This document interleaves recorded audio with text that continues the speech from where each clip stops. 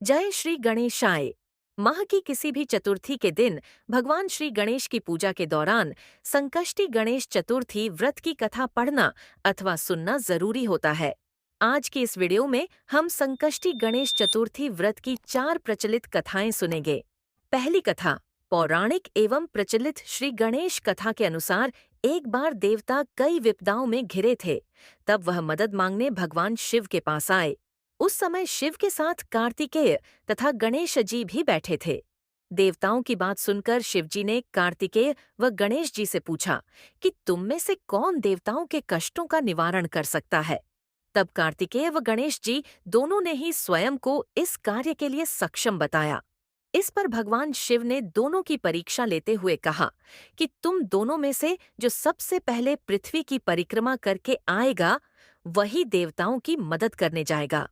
भगवान शिव के मुख से यह वचन सुनते ही कार्तिकेय अपने वाहन मोर पर बैठकर पृथ्वी की परिक्रमा के लिए निकल गए। परंतु गणेश जी सोच में पड़ गए कि वह चूहे के ऊपर चढ़कर सारी पृथ्वी की परिक्रमा करेंगे तो इस कार्य में उन्हें बहुत समय लग जाएगा। तभी उन्हें एक उपाय सूझा। गणेश अपने स्थान से उठे और अपने माता पिता की 7 बार परिक्रमा करके वापस बैठ गए। परिक्रमा करके लौटने पर कार्तिकेय स्वयं को विजेता बताने लगे। तब शिवजी ने श्री गणेश से पृथ्वी की परिक्रमा न करने का कारण पूछा। तब गणेश ने कहा, माता पिता के चरणों में ही समस्त लोक हैं। यह सुनकर भगवान शिव ने गणेश जी को देवताओं के संकट दूर करने की आज्ञा दी। इस प्रकार भगवान शिव ने गणेश जी को आशीर्वाद दिया कि चतुर्थी के दिन जो तुम्हारा पूजन करेगा और रात्रि में चंद्रमा को अर्घ्य देगा, उसके तीनों ताप यानी दैहिक ताप, दैविक ताप तथा भौतिक ताप दूर होंगे। इस व्रत को करने से व्रतधारी के सभी तरह के दुख दूर होंगे और उसे जीवन के भौतिक सुखों की प्राप्ति होगी। चारों तरफ से मनुष्य की सुख समृद्धि बढ़ेगी, पुत्र पौत्रादि धन ऐश्वर्य की कमी नहीं रहेगी। गणेश चतुर्थी व्रत की दूसरी कथा। एक समय की बात है, राजा हरिश्चंद्र के राज्य में एक कुम्हार था। वह मिट्टी के बर्तन बनाता, लेकिन वे कच्चे रह जाते थे। एक पुजारी की सलाह पर उसने इस समस्या को दूर करने के लिए एक छोटे बालक को मिट्टी के बर्तनों के साथ आंवा में डाल दिया। उस दिन संकष्टी चतुर्थी का दिन था। उस बच्चे की माँ अपने बेटे के लिए परेशान थी। उसने गणेश जी से बेटे की कुशलता की प्रार्थना की। दूसरे दिन जब कुम्हार ने सुबह उठकर देखा तो आंवा में उसके बर्तन तो पक गए थे, लेकिन बच्चे का बाल बांका भी नहीं हुआ था। वह डर गया और राजा के दरबार में जाकर सारी घटना बताई।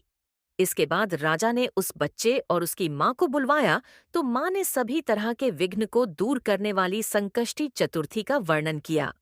इस घटना के बाद से महिलाएं संतान और परिवार के सौभाग्य के लिए संकट चौथ का व्रत करने लगीं। गणेश चतुर्थी व्रत की तीसरी कथा। एक समय की बात है कि विष्णु भगवान का विवाह लक्ष्मी जी के साथ निश्चित हो गया। विवाह की तैयारी होने लगी। सभी देवताओं को निमंत्रण भेजे गए, परंतु गणेश जी को निमंत्रण नहीं दिया। कारण जो भी रहा हो, अब भगवान विष्णु की बारात जाने का समय आ गया। सभी देवता अपनी पत्नियों के साथ विवाह समारोह में आए।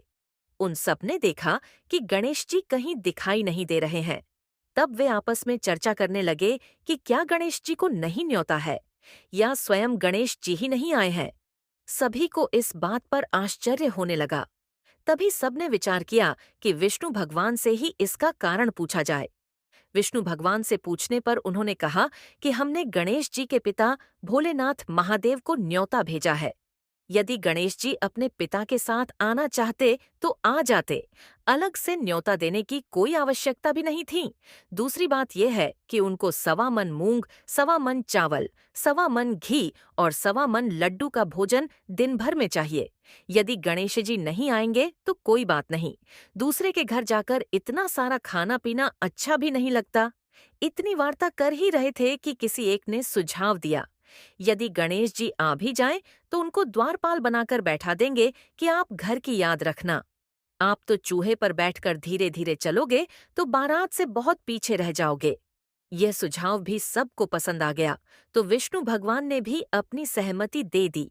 होना क्या था कि इतने में गणेश जी वहां आ पहुंचे और उन्हें समझा बुझाकर घर की रखवाली करने बैठा दिया। बारात चल दी। तब नारद जी ने देखा कि गणेश जी तो दरवाजे पर ही बैठे हुए हैं, तो वे गणेश जी के पास गए और रुकने का कारण पूछा। गणेश जी कहने लगे कि विष्णु भगवान ने मेरा बहुत अपमान किया है। नारद जी ने कहा कि आप अपनी मूषक सेना को आगे भेज दें तो वह रास्ता खोद देगी, जिससे उनके वाहन धरती में धंस जाएंगे। तब आपको सम्मानपूर्वक बुलाना पड़ेगा। अब तो गणेश जी ने अपनी मूषक सेना जल्दी से आगे भेज दी और सेना ने जमीन पोली कर दी। जब बारात वहां से निकली तो रथों के पहिए धरती में धंस गए। लाख कोशिश करें परंतु पहिए नहीं निकले। सभी ने अपने अपने उपाय किए, परंतु पहिए तो नहीं निकले, बल्कि जगह जगह से टूट गए। किसी की समझ में नहीं आ रहा था कि अब क्या किया जाए। तब तो नारद जी ने कहा, आप लोगों ने गणेश जी का अपमान करके अच्छा नहीं किया। यदि उन्हें मनाकर लाया जाए तो आपका कार्य सिद्ध हो सकता है और यह संकट टल सकता है। शंकर भगवान ने अपने दूत नंदी को भेजा और वे गणेश जी को लेकर आए। गणेश जी का आदर सम्मान के साथ पूजन किया, तब कहीं रथ के पहिए निकले। अब रथ के पहिए निकल तो गए, परंतु वे टूट फूट गए, तो उन्हें सुधारे कौन? पास के खेत में खाती काम कर रहा था, उसे बुलाया गया। खाती अपना कार्य करने के पहले श्री गणेशाय नम कहकर गणेश जी की वंदना मन ही मन करने लगा। देखते ही देखते खाती ने सभी पहियों को ठीक कर दिया। तब खाती कहने लगा कि हे देवताओं, आपने सर्वप्रथम गणेश जी को नहीं मनाया होगा और न ही उनकी पूजन की होगी, इसीलिए तो आपके साथ यह संकट आया है। हम तो मूर्ख अज्ञानी हैं, फिर भी पहले गणेश जी को पूजते हैं, उनका ध्यान करते हैं। आप लोग तो देवतागण हैं, फिर भी आप गणेश जी को कैसे भूल गए? अब आप लोग भगवान श्री गणेश जी की जय बोलकर जाएं, तो आपके सब काम बन जाएंगे और कोई संकट भी नहीं आएगा। ऐसा कहते हुए बारात वहां से चल दी और विष्णु भगवान का लक्ष्मी जी के साथ विवाह संपन्न करा के सभी सकुशल घर लौट आए। हे गणेश जी महाराज, आपने विष्णु को जैसो कारज सारियो, ऐसो कारज सबको सिद्ध कर जो। बोलो गजानन भगवान की जय। गणेश चतुर्थी व्रत की चौथी कथा। श्री गणेश चतुर्थी व्रत की पौराणिक कथा के अनुसार एक बार भगवान शिव तथा माता पार्वती नर्मदा नदी के किनारे बैठे थे। वहां माता पार्वती ने भगवान शिव से समय व्यतीत करने के लिए चौपड़ खेलने को कहा। शिव चौपड़ खेलने के लिए तैयार हो गए, परंतु इस खेल में हार जीत का फैसला कौन करेगा? यह प्रश्न उनके समक्ष उठा तो भगवान शिव ने कुछ तिनके एकत्रित कर उसका एक पुतला बनाकर उसकी प्राण प्रतिष्ठा कर दी और पुतले से कहा, बेटा, हम चौपड़ खेलना चाहते हैं, परंतु हमारी हार जीत का फैसला करने वाला कोई नहीं है, इसीलिए तुम बताना कि हम दोनों में से कौन हारा और कौन जीता। उसके बाद भगवान शिव और माता पार्वती का चौपड़ खेल शुरू हो गया। यह खेल 3 बार खेला गया और संयोग से तीनों बार माता पार्वती ही जीत गईं। खेल समाप्त होने के बाद बालक से हार जीत का फैसला करने के लिए कहा गया, तो उस बालक ने महादेव को विजयी बताया। यह सुनकर माता पार्वती क्रोधित हो गईं और क्रोध में उन्होंने बालक को लंगड़ा होने, कीचड़ में पड़े रहने का श्राप दे दिया। बालक ने माता पार्वती से माफी मांगी और कहा कि यह मुझसे अज्ञानतावश ऐसा हुआ है, मैंने किसी द्वेष भाव में ऐसा नहीं किया। बालक द्वारा क्षमा मांगने पर माता ने कहा, यहाँ गणेश पूजन के लिए नाग कन्याएं आएंगी, उनके कहे अनुसार तुम गणेश व्रत करो, ऐसा करने से तुम मुझे प्राप्त करोगे। यह कहकर माता पार्वती शिव के साथ कैलाश पर्वत पर चली गईं। 1 वर्ष के बाद उस स्थान पर नाग कन्याएं आईं। तब नाग कन्याओं से श्री गणेश के व्रत की विधि मालूम करने पर उस बालक ने 21 दिन लगातार गणेश जी का व्रत किया। उसकी श्रद्धा से गणेश जी प्रसन्न हुए।